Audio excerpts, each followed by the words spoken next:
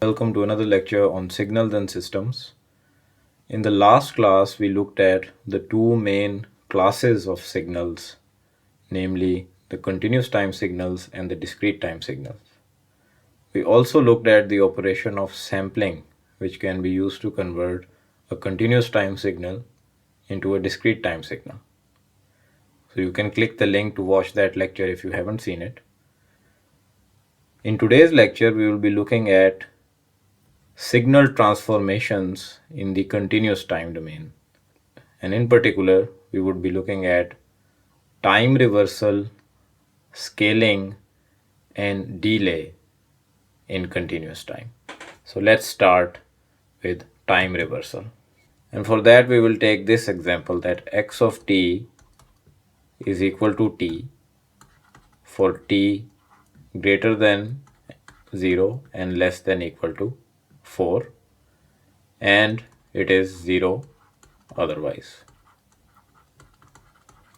So let's quickly plot this signal. So the slope here is 1. The signal starts at 0 and it finishes at 4. So we can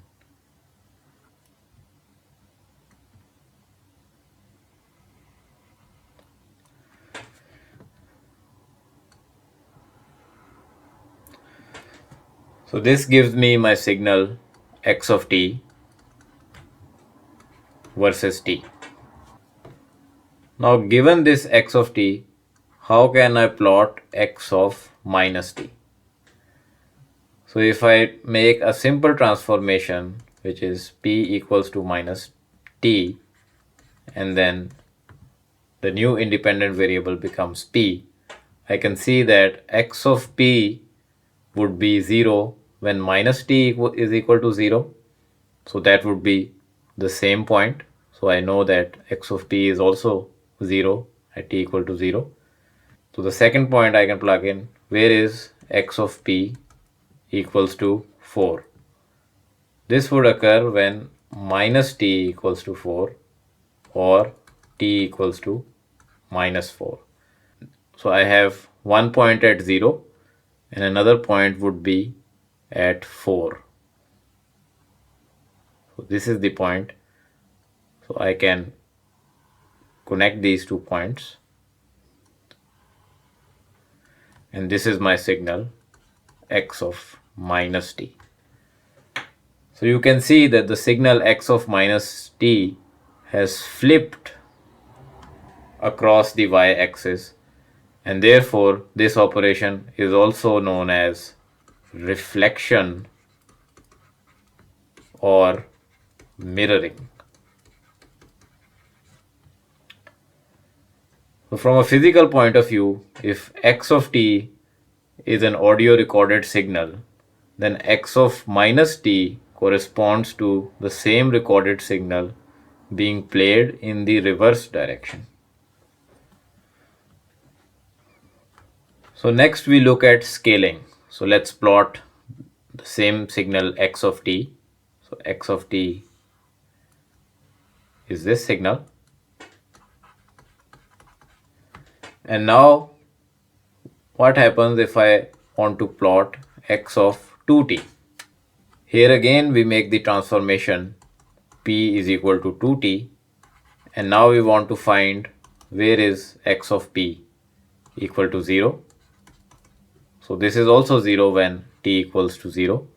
So we have a starting point, and the second point we take where x of p would be equal to 4.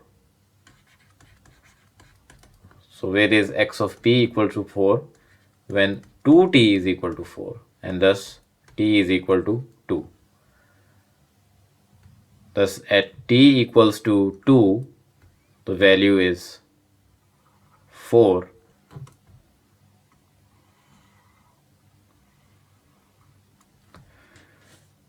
So this would be my signal x of 2t.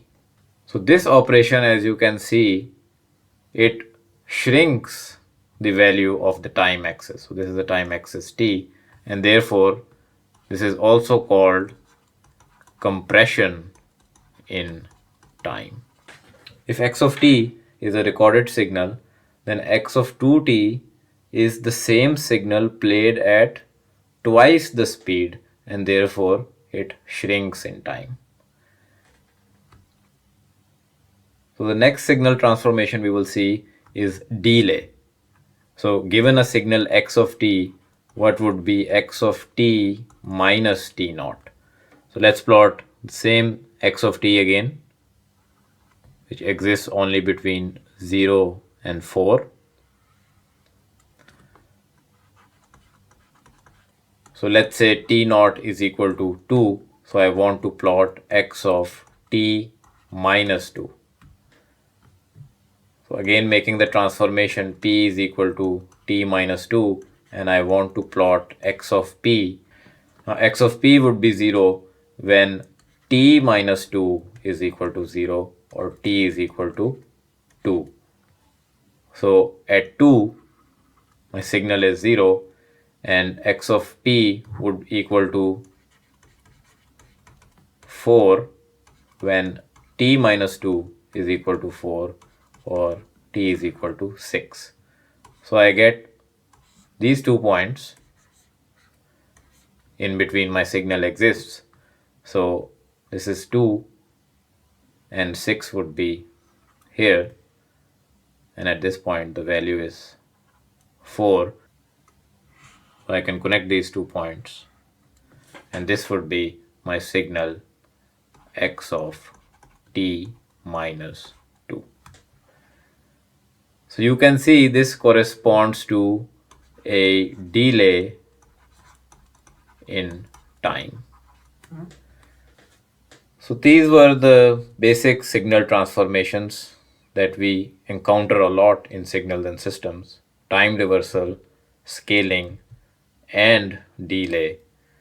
So in the next lecture, we'll see that given a signal x of t, how can we plot x of alpha t plus beta, where alpha and beta are constants, and there we'll be using these 3 elementary signal transformations: time reversal, scaling, and delay.